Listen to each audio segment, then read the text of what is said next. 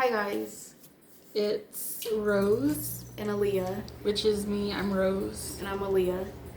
This is gonna be our first YouTube video. Our second. I uploaded the first one. Oh dang it! I forgot. We didn't want to do that one because we felt like it was unprepared. Yeah. And we're just like all over the place. So this one we kind of did a little research, but today's April 30th, which is a coincidence. Like I didn't know, and I'm not trying to laugh about the situation because it's not like funny, but like it just kind of freaked me out because well, I don't know who messaged us, but someone messaged us on Instagram, and they asked us to do a murder mystery, like, and talk about I don't know if I'm gonna say her name right. Elisa Lam? It's spelled Elisa. Elisa Lam? Yeah, I hope that I'm saying her name right. If I'm not, I'm really sorry. I'm sorry, you guys, if I look ratchet. She doesn't. Yes. But we're gonna be talking about her today, and when I was looking up like some research on her, I saw that her birthday was April 30th, and today's April 30th, so that's crazy. I know she's not here with us anymore, but still, you know, today's her birthday, so Happy birthday. yeah. We just wanted to give you a little, I mean, this happened back in 2013. It's already 2020. So I know that this happened like a few years ago, and it's not a fresh case, but we still wanted to, you know, talk to you guys about it, especially if you're just stumbling over across this video and you've never heard of the case before. Maybe today it'll enlighten you a little bit about everything, and you'll go look it up for yourself if you want to. But we're gonna be eating burritos in this video. Our fried burritos. Yeah, she made them. Yeah. They're just like beef burritos, right? Yeah. Or something. And I'm gonna be eating mine with tapatio. So am I. Hold on. Well, my hands I'm are half so Mexican. ugly. But yeah, this is so good, guys. If you've never had this, you need to try it. It has a really good flavor. And don't at me, but I have to say I like Louisiana more. And then we just have our waters. Tapatio is my favorite, but Louisiana is real good, especially with chicken, like fried chicken. It is. You can't lie. I can't. It is. But yeah, we don't know how long this video is gonna end up being. Right now, it is 9:35. We planned on uploading this at 9 o'clock. But we just got a little busy and stuff, and then like with the research, we were still looking stuff up, so it's gonna be uploaded a little bit late. But yeah, so I'm sorry if I'm not like completely in the video. I'm looking down because I took notes. Yeah. But while I take notes, you can eat. I mean, while I talk about the notes that I took. Okay, so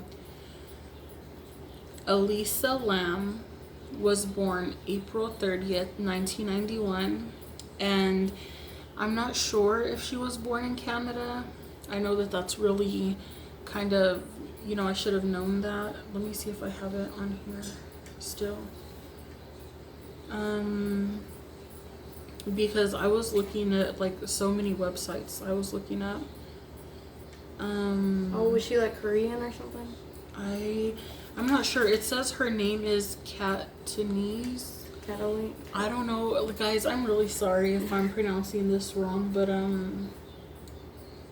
no, yeah, she was born in Canada. She was born April 30th, 1991 in Vancouver, Canada, and there's not too much on like before all of this happened. I couldn't find too much, but so how do I start off? Basically, she's a Canadian student. She attended the University of British Columbia in Vancouver, and I'm not really too sure what she was studying, but she just I should have gotten more information. Like I should have tried to find more than what I did, but yeah, so she attended the University of British Columbia in Vancouver. She was 21, and she wanted to, I guess, get away and take a break from like school and everything. So she decided that she wanted to go to, hold on, I'm looking for my notes. I took so many, I'm sorry. I should have put these like in order, but I didn't.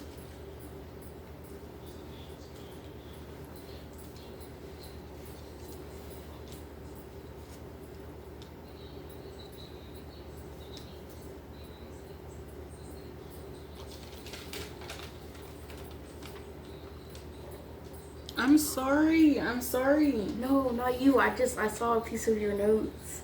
Oh. And it's like... Hold on, wait. Let me find it, guys. I'm so sorry. Like, we did not have this planned out. Like... Okay, fully. I found it. Okay, so 21-year-old Elisa Lam, she decided to take a break from college, and she wanted to take a trip out of Canada and down into the United States. So... she decided, I guess, that she wanted to go to California, and her trip involved 3 stops that she would be taking. She would be going to San Diego, then LA, then Santa Cruz. So in January, I'm not too sure. I mean, if you know about this case, you know the dates and stuff, but I didn't really look up too much. I just got the basics, which I'm sorry. But in January, she decided to take the trip of 2013, and she started in San Diego. And to my knowledge, she went to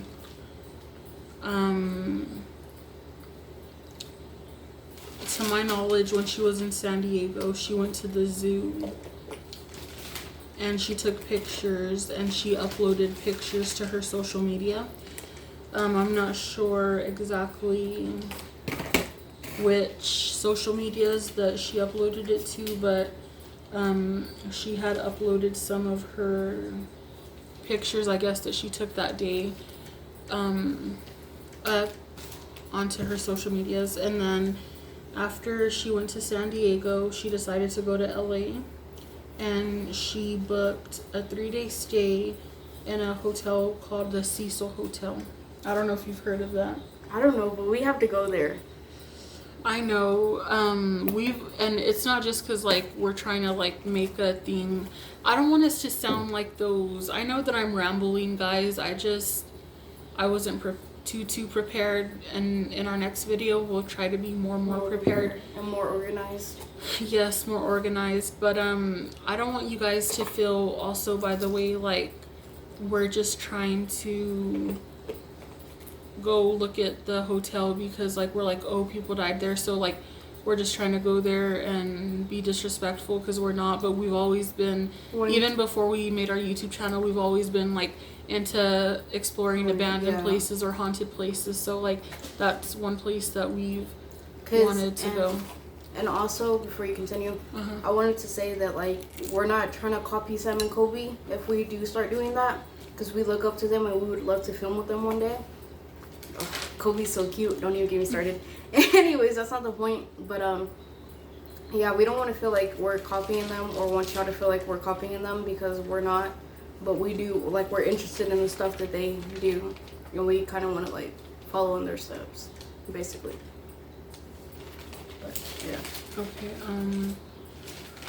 Okay, so when she arrived at the Cecil Hotel, she was supposed to be staying there for, I believe, 3 days. And now this part confuses me kind of, because they said that she was assigned roommates, and I didn't know, like, when you checked into a hotel that you have roommates. Yeah, you get roommates. And I don't know if it's just like a deal, I guess, you know, like you'll share a room with these people and y'all go half on the room, so it's like a cheaper thing that people do, kind of like with Airbnbs and stuff.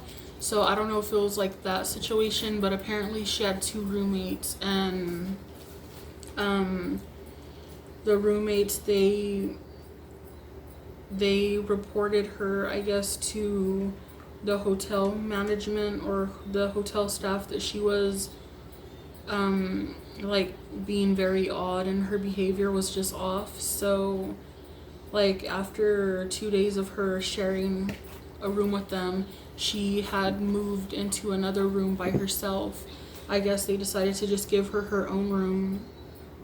And yeah, they just said she was acting very off. Strange. Yeah, like her behavior was just really odd. So, I mean, I don't know too much because they didn't say like what kind of stuff she was doing. But yeah, they had got like, I guess, kind of creeped out about her behavior, and so they decided to report it, and then that's when she got her own room. And it was said that, you know, she was really good when it came to talking to her family and staying in touch with them. And on the 31st of January, they didn't hear anything from her. And that was the day that she was supposed to check out of the hotel. So they got worried? Yeah, so they got worried because they tried to contact her and they're like, well, she hasn't contacted us. She's not answering us. When we try to contact her, that's kind of weird because she's really good at, you know, letting us know that she's okay, and she's been contacting us almost every day, and we haven't heard nothing from her. So they ended up calling the LA Police Department, and they filed a missing report for her. And I guess as soon as they filed the report, her family flew out as well to Los Angeles from Canada to start looking for her, and they made like a little search party. But what's weird is that, like, I don't know how long it was before, you know, all of the stuff happened where she started acting kind of weird in the elevator footage and stuff. Mm-hmm. But there was a lady that was a manager of a bookstore nearby the hotel, and her name,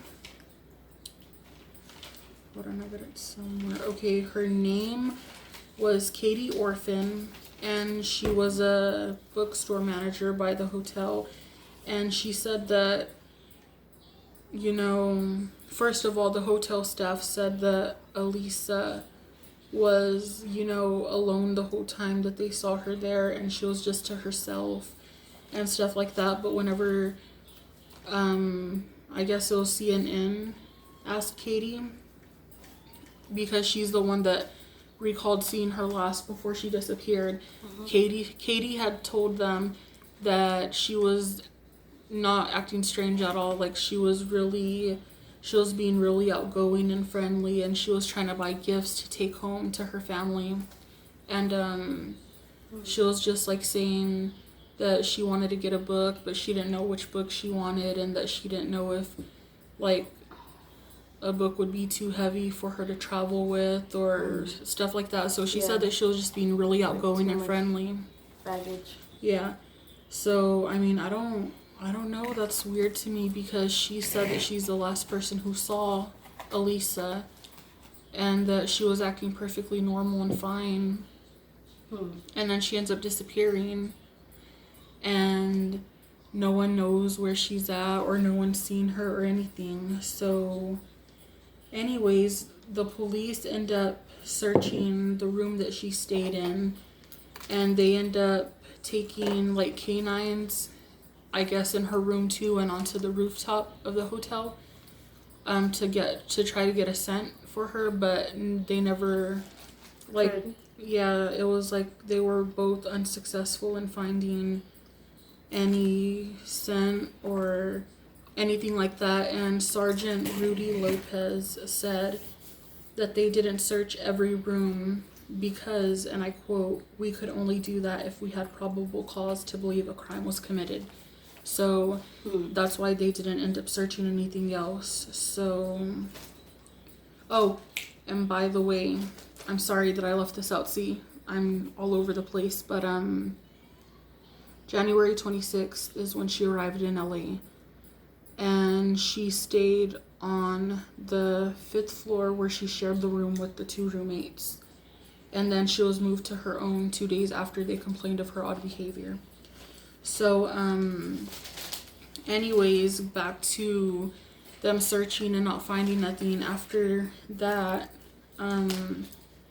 after them not being able to find anything and they weren't able to search anything else, On February 6, 2013, a week after she had been last seen, the LAPD decided that they needed more help and that more help was needed to, I guess, bring awareness to the whole situation. So they made flyers and her image was posted in the neighborhood, I guess around the hotel where she was last seen, and online. And then when they did that, more attention was brought to her case through the social media and everything like that. And also too, let me show you guys. That's her. If you guys don't know or have never seen her before, that's how she looks. But yeah, they ended up doing all of that, posting her flyers everywhere. And then, so that was February 6th. And then on February 15th, you want to read this one? Yeah. I'm a bad reader, guys, so don't she's mind me. not. On February 15th, after another week with no sign of Elisa, Yeah. LAPD released a video of the last known sighting of her. It was taken in one of the elevators. One of the what? Oh, the elevators of the Cecil Hotel. Yeah. By a video surveillance cam on February 1st. The video drew interest to Lam's case due to her strange behavior and have been Extensively analyzed. Yeah, extensively analyzed and discussed. Yeah, so basically they they found out that basically, hold on, I'm not trying to interrupt. Yeah. But like basically they found like footage from the elevator that she was last seen on, and she was just like acting weird, like strange, and like I don't know. I guess you can say demonic. She was acting like something was like with her. That's the thing though, nobody exactly for sure knows anything but what they see from the footage. So I mean, it's really crazy because everyone doesn't know what to think, and there's a lot of theories about everything. So and then on the footage it shows her like she keeps looking out of the elevator like somebody's chasing her or something's after her. And then when she's in the elevator, like, she's basically just shaking back and forth, like, rocking herself back and forth.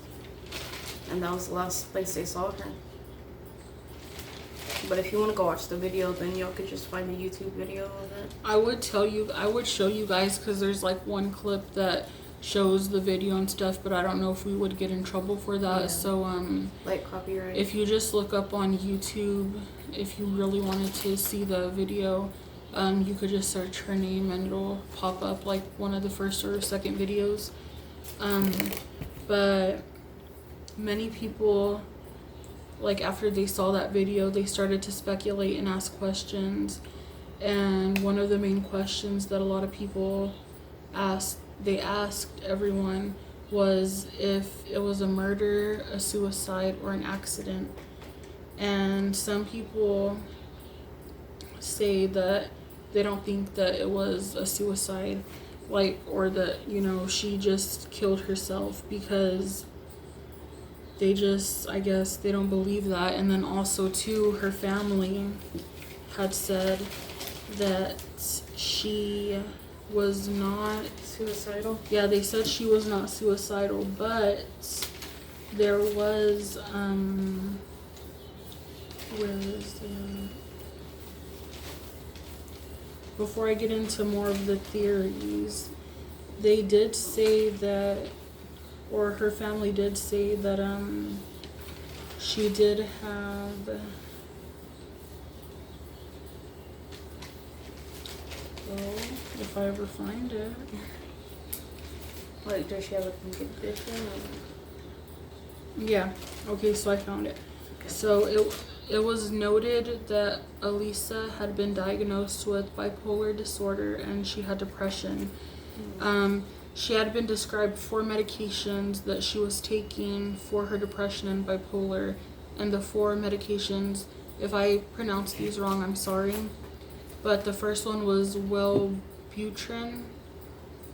Then the second one was lamicetal, I don't know. Then there was Seroquel and Effexor. Those are the 4 medications that she was given to, I guess, help with her bipolar and depression. And they were kind of, just, I don't know if they helped her or not, I don't know. But yeah, those were given to help her and to help treat her disorders. But anyways, according to her family, Elisa had no history of suicidal attempts, and she never talked about wanting to harm herself.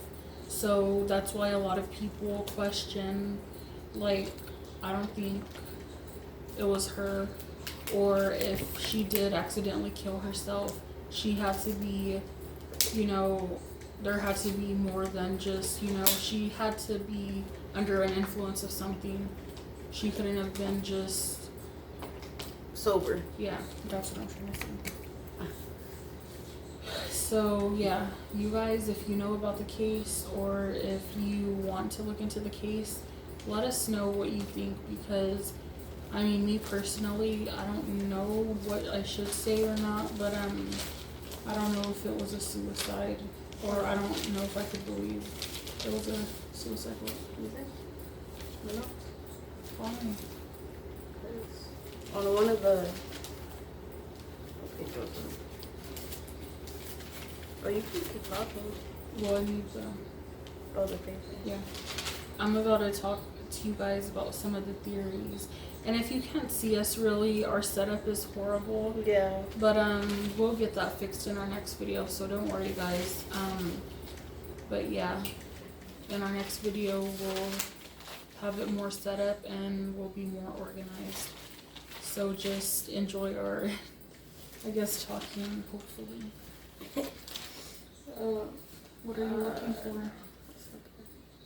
Anyways, I saw that it said like that the day she died was February 19th. Well, the day they discovered her body was February 19th. Well, yeah, the day that they discovered her body was February 19th, and that's crazy because that's my mom's birthday. So that is creepy. I just wanted to point that out. But you get into the some of the theories that people have allegedly said were true was that the government tried to cover up her death, which I don't know if I believe that one too much, and I'm not going to go into depth too much with that theory.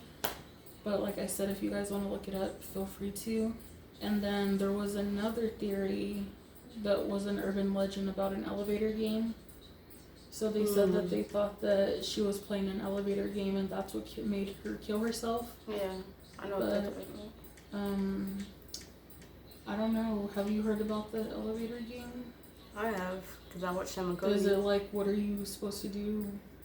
I don't know. It's like basically, like, I don't know, you go to a bunch of different floors, and then like the last floor you go to is like a whole different dimension, and it's like it's supposed to be another dimension that you go into. Yeah, that, and then I don't know, I guess you're supposed to stay I might be wrong, guys, but this is just like how I think it is, but like I think you're supposed to stay in that dimension for as long as you can, and then once you can't, then you go back to the elevator, and then you like just... Oh, okay.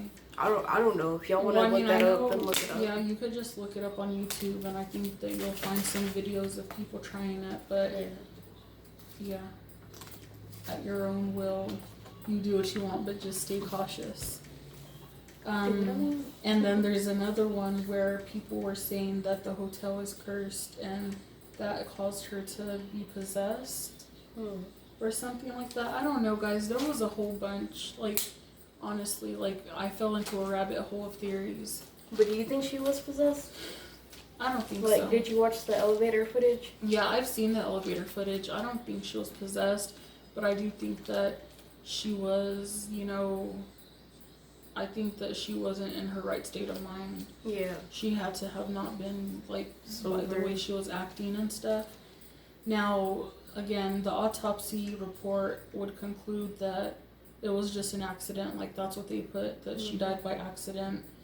But some people want to know, if it had to do with her mental illness playing a part in her death, or, if someone murdered her, but there was no other kind of footage of anyone else being with her.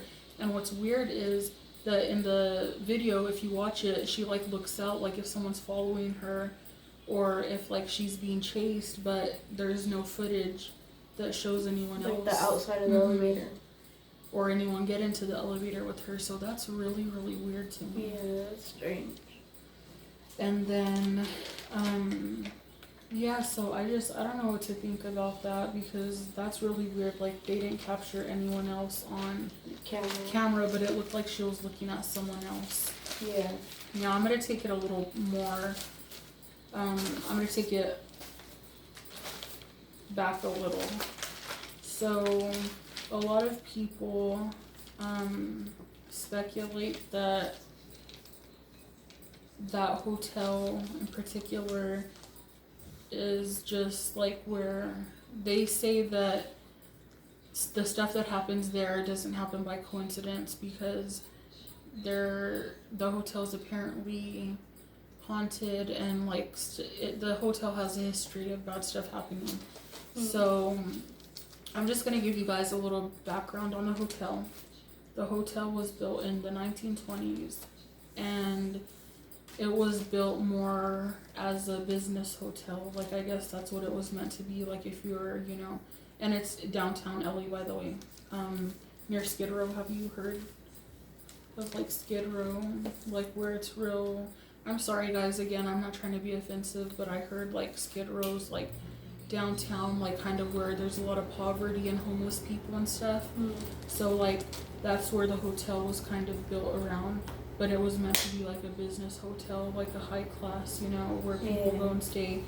But it fell under hard times during the Great Depression in the 1930s, and they never recaptured its original market. So as downtown started to get worse and things started to just like be abandoned buildings and everything like that all around the hotel, I guess it started to, like the hype about the hotel and it being all fancy and high class started to die down, and I guess not a lot of people went to stay there and would go stay there. So, yeah, that's just a little bit about like that aspect of it. But also, it was said or known that several of LA's most notable murders have happened at the hotel, or has connections, or like there's murders that have connection and the hotel has connections to them. And so I'm going to tell you guys a little bit about that. So in 1964, Goldie Osgood, the pigeon lady of Pershing Square, was raped and murdered in her room at the Cecil Hotel, and her crime was never solved.